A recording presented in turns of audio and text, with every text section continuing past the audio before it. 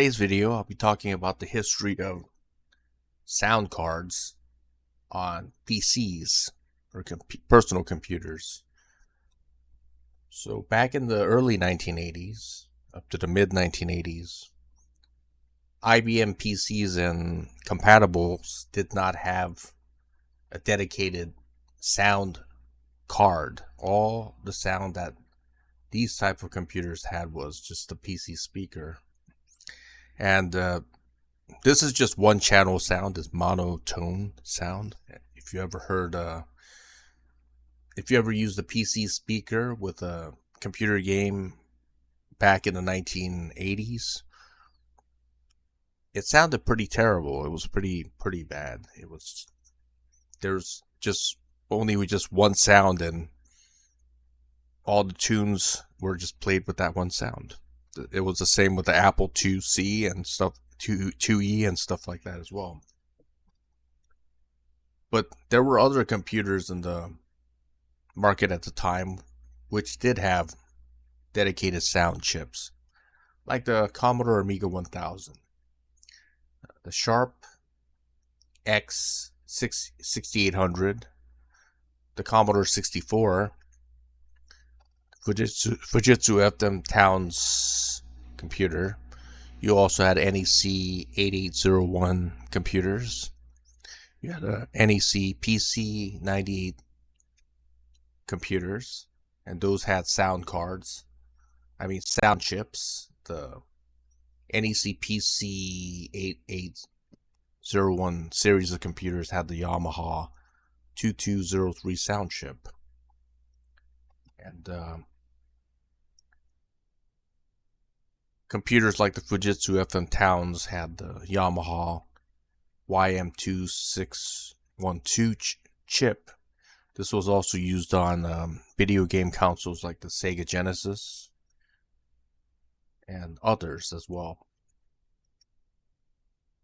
But in 1987, a company called AdLib developed the AdLib sound card, and this came with this had the sound chip called it's called the Yamaha YM3812 chip, sound synthesizer chip.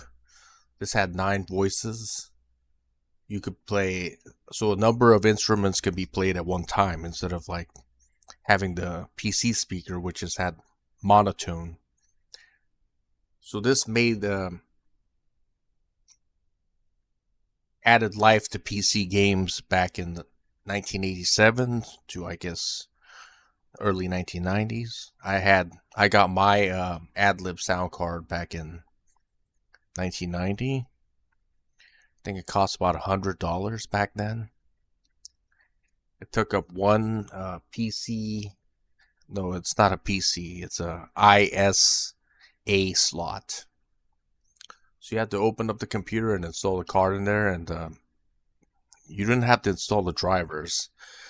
Basically, when you ran a game, it would detect the sound card automatically, and you could use it as long as you select it in the game or program.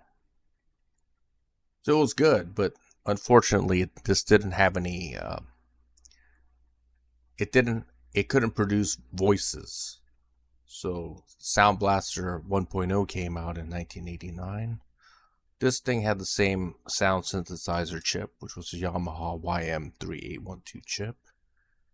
But it also had a digital signal processor, which the way they did this was by using Intel MCS 51 micro controller processors. So they were able to produce 8-bit mono-aggro sounds at 23 kilohertz.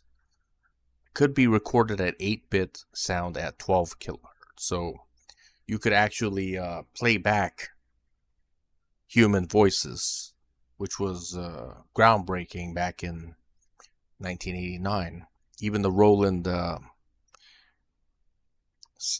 sound synthesizer could not produce human voices. That was the most expensive sound card back in 19 late 1980s to early 1990s.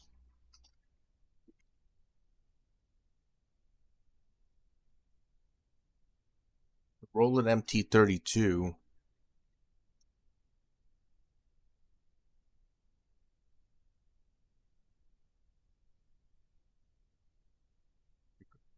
This is it. That's a Roland MT32.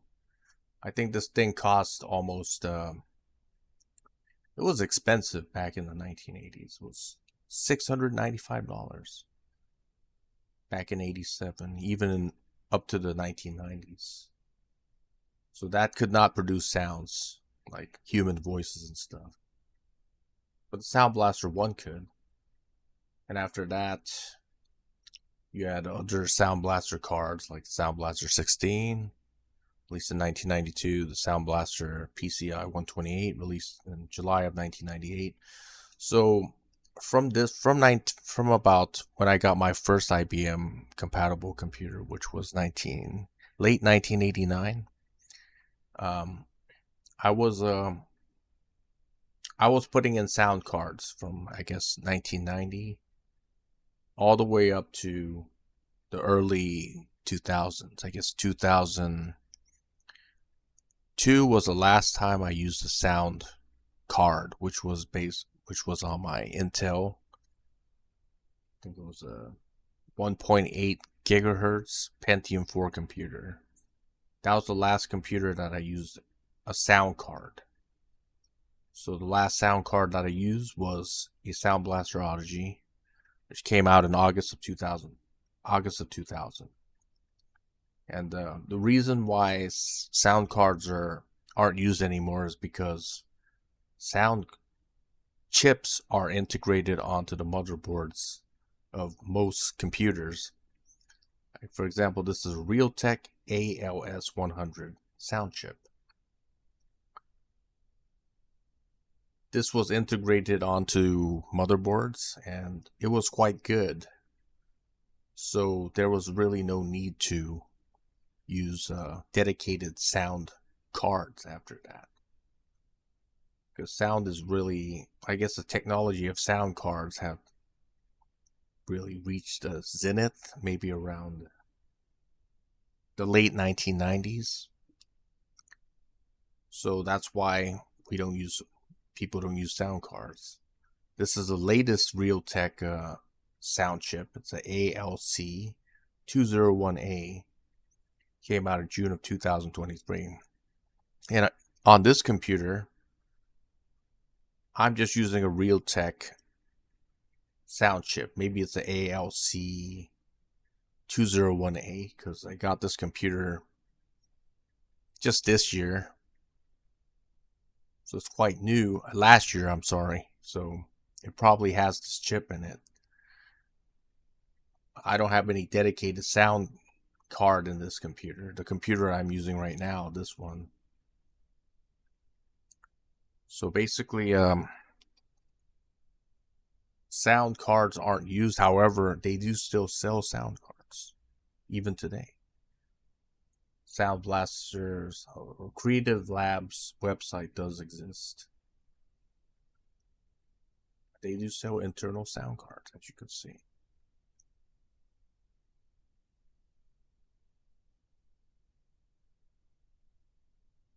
And their prices are pretty reasonable. But I don't see a reason to use a sound card. Because the one that's in this computer is good enough. Like I said, I stopped using sound cards around 2000. When I got my next computer, which was around 2004, which was the AMD Athlon 64, I took out the sound card from my Pentium 4 1.8 and put that sound card into my AMD Athlon 64. I think that was the last time that I used a sound card or I even bought a sound card. I didn't buy a sound card after 2002. That was the last time I bought it. Not really sure if I used the Odyssey in Pentium 3 850. That was the last Pentium 3 that I had, was the 850. Got that in 2000, I think. I think that's when I bought that Odyssey card, Sound Blaster Odyssey. I still have that card today. I haven't sold it or anything. I still have that card. And I put it into my vintage Pentium 4 3 gigahertz computer. It's still being used. But on any modern computer that I have, they don't have any sound cards. Really, there's really no need for it. So sound cards are one of those things that became obsolete, kind of like network cards. I think prior to maybe 2002, before 2002, a lot of motherboards didn't come with integrated network ports, but all the computers nowadays have integrated network ports, so you don't have to buy a network card on your computer. You don't have to use a PCIe slot on your computer to put a sound card or a network card. Those are the two things that really don't sell: network cards and sound cards. That's what I wanted to share with you today. If you have any thoughts, please leave it in the comment section below. Thank you for watching.